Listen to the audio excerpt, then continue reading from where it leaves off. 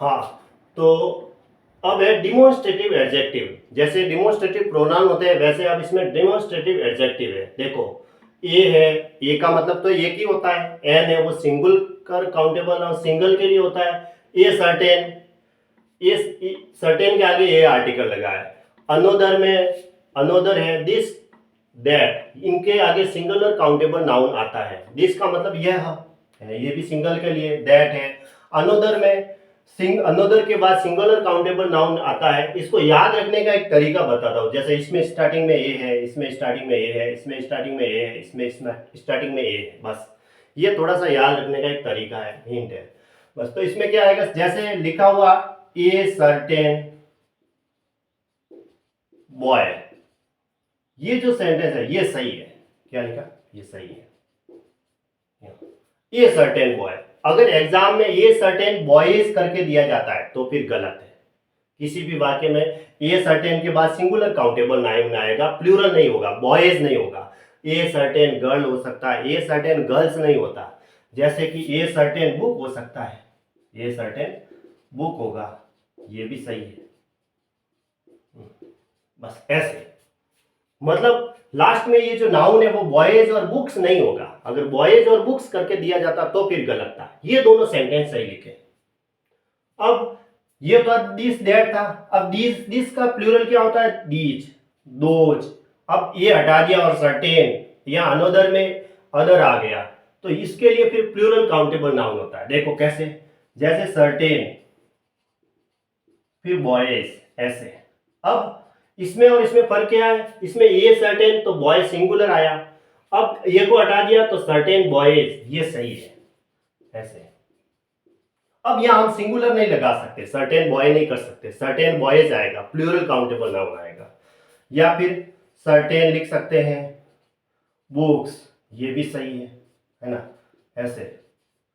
अगर ये आएगा तो इसमें क्या करेंगे, प्लूरल काउंटेबल नाउन लगाएंगे। दिस और दोज यानी वे, दोज भी प्लूरल के लिए हुआ तो फिर प्लूरल काउंटेबल नाउन आएगा। सर्टेन हो गया, दिस हो गया, दिस प्लूरल होता है ऑलरेडी। अनोदर होता है तो सिंगुलर काउंटेबल नाउन, और अनोदर को ए एन को हटा देते हैं और अदर आ जाता है तो फिर प्लूरल काउंटेबल नाउन लगेगा आगे। ए एन को हटा दिया और अदर हो गया तो फिर प्लूरल काउंटेबल नाउन, ऐसे। इसके अंदर तो एन है, ए है, ए है, ए, ये याद करने का तरीका है। तो फिर सिंगुलर काउंटेबल नाउन और ए एन हटा दिया, अदर हो गया तो फिर प्लूरल काउंटेबल नाउन। सर्टेन और ए सर्टेन में फर्क मालूम पड़ गया। ए सर्टेन था तो सिंगुलर लिखा और सर्टेन आते ही हमने प्लूरल काउंटेबल नाउन लिख दिया। ठीक है। अगर यहाँ बॉय सिंगुलर कर दिया तो फिर गलत है, सर्टेन बॉय नहीं होता, सर्टेन बॉयज होगा, सर्टेन बुक्स होगा। अब ये तो हो गए। अब बीच में देखो सच, द सेम और द अदर ने एनी, इसमें सिंगुलर और प्लूरल दोनों काउंटेबल नाउन लिख सकते हैं इसमें। जैसे the same books, the same book भी लिख सकते हैं और द सेम बुक्स भी लिख सकते हैं, ऐसे। द सेम बुक्स दोनों सही है। या फिर एनी बुक भी लिखा जाता है तो फिर एनी बुक्स भी लिखा जाएगा, BOOKS, दोनों सही है, ऐसे। ठीक है। अब सच में देखो, सच है जाए, अब इसमें सिंगुलर काउंटेबल नाउन, जैसे सच है बुक लिखा तो सच बुक्स भी लिख सकते हैं, ऐसे। सच में यहाँ ये आता है बीच में, सच ए बुक या फिर सच बुक्स, सिंगुलर और प्लूरल दोनों नाउन इसमें आते हैं, काउंटेबल नाउन, है ना।